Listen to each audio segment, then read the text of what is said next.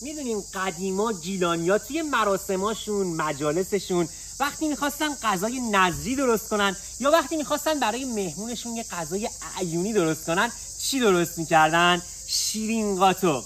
این غذای اصیل و قدیمی گیلان بیشتر مربوط به شرق گیلان میشه و امروز میخوام یه رسیپی قدیمی و اصیلش رو بهتون یاد بدم. پس ششمین غذا از چالش سیروزه گیلان و غذاهاش میرسه به شیرین قاتق که بریم با هم درستش کنیم. برو بریم.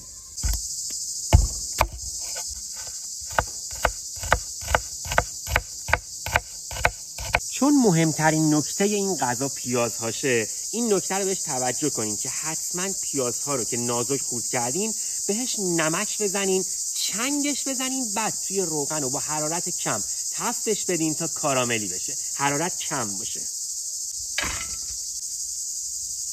پیاز رو قشنگ چنگ بزنین که لایه هاش از هم باز شه و این نمک ها قشنگ بره به خورد جونش.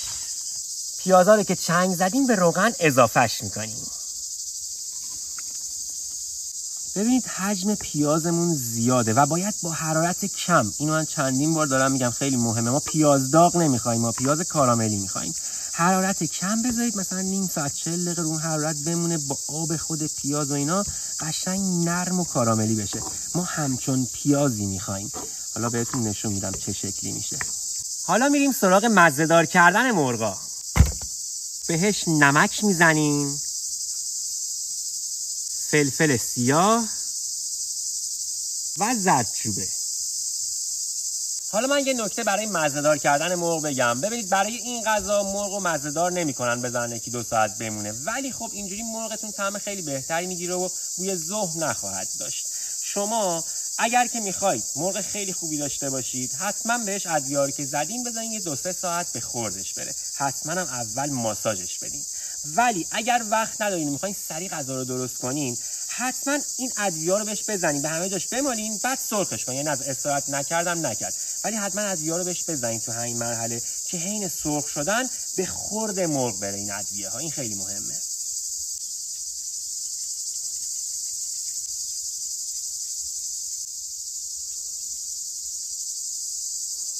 حالا روغن رو داغ کنین و دور تا دور مرغ‌ها رو با حرارت متوسط سرخ کنین.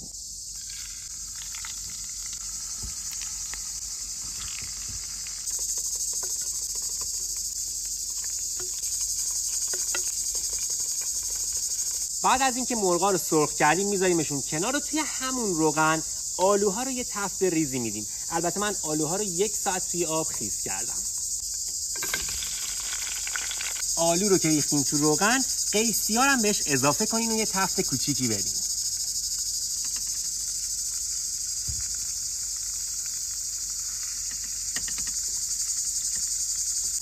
آلو و قیسی رو باید فقط در حدی تفت بدین که وقتی میخواد توی خورش بپزه له نشه.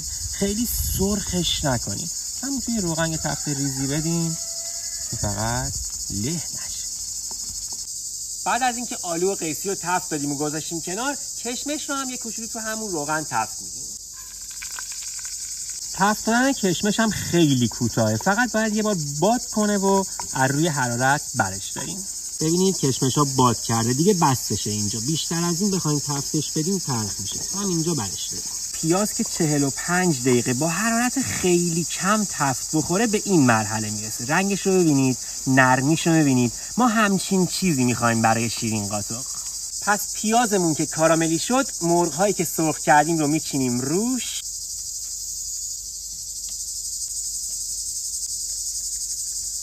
قیسی و آلوهایی رو هم که تفت دادیم میریزیم توش. 2 قاشق از کشمش هایی که تفت دادیم رو هم بهش اضافه میکنیم و باقی کشمش ها رو هم میذاریم که آخر غذا برای دورچینش استفاده کنیم.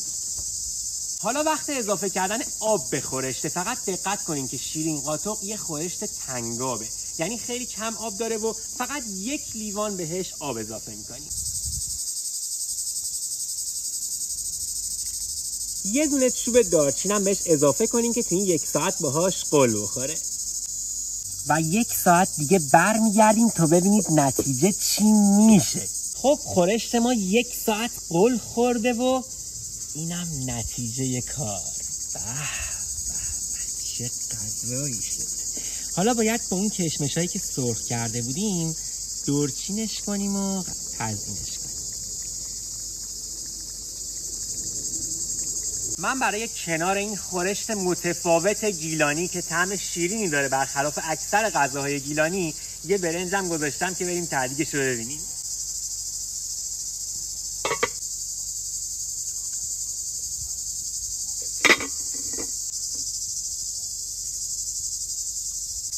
ته‌دیگ رو بگیر،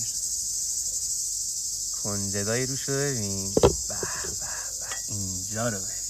اوه اوه اوه اوه اوه اوه سوختم.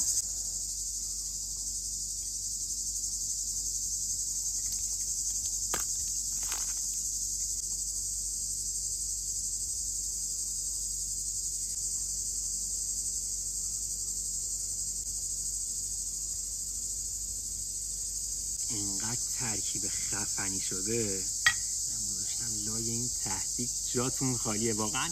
حتما این غذاهای گیلانی که توی این 30 روز میخوام بهتون یاد بدم درست کنین. یکی از یکی خوشمزه تره. این شیرین قاتق هم که حرف نداره. جاتون خالی.